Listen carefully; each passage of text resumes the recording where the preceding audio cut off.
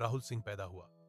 उसका घर मिट्टी और गोबर से बना था। छत से धूप छनकर अंदर गिरती थी। पिता की मौत वह बचपन में ही देख चुका था। एक निर्माण स्थल पर हादसा और उसके बाद सिर्फ चुप्पी। घर में अब सिर्फ वह और उसकी मां सविता थे।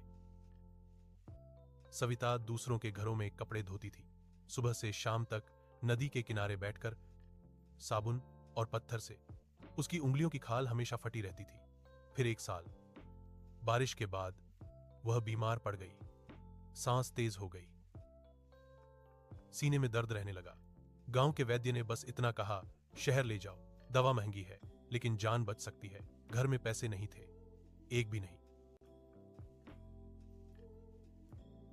राहुल गांव के सबसे बड़े मकान के सामने खड़ा हुआ। वहां फैक्ट्री का मालिक विक्रम मल्होत्रा रहता था। बड़ा फाटक, अंदर संगमरमर का आंगन, छत से घूमता पंखा। राहुल जमीन पर बैठ गया, हाथ जोड़ लिए। बोला कि मां मर रही है, उधार दे दीजिए, जिंदगी भर काम करूंगा। विक्रम ने उसकी तरफ देखा तक नहीं, इशारा किया। 2 आदमी आए,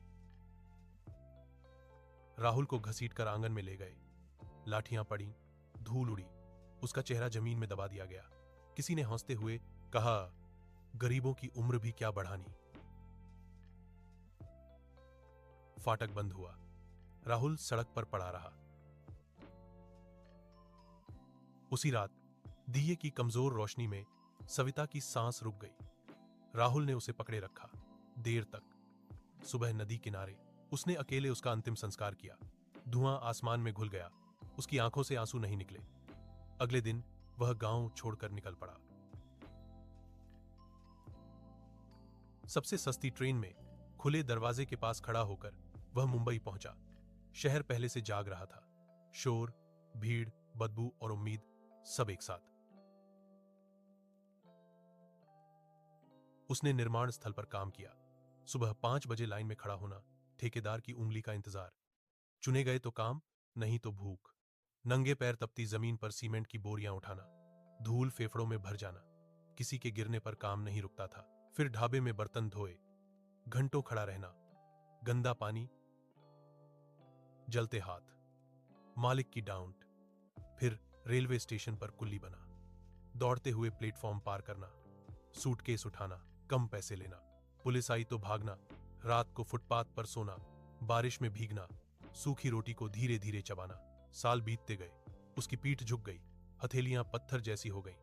वह कम बोलता था, सिर झुकाकर चलता था। एक दिन फैक्ट्री की मशीन टूट गई, गियर नियंत्रण से बाहर, बुजुर्ग लगभग घायल, जान को खतरा। उड़ती चिंगारियां, सब भागे। राहुल बिजली के स्विच की तरफ दौड़ा, मशीन बंद की। एक बुजुर्ग की जान बची। वह आदमी था आनंद मेहता, असल मालिक। आनंद ने उससे नाम पूछा। पहली बार किसी ने उसे ध्यान से देखा। राहुल को आगे बढ़ने का मौका मिला, पढ़ना सीखा, हिसाब समझा। सालों बाद वही आदमी मीटिंग्स में बैठता था, फैसले करता था। पैसा आया, सम्मान आया। एक दिन वह काली कार में अपने गांव लौटा। धूल उड़ती गई, बच्चे पीछे दौड़े, लोग चुप हो गए।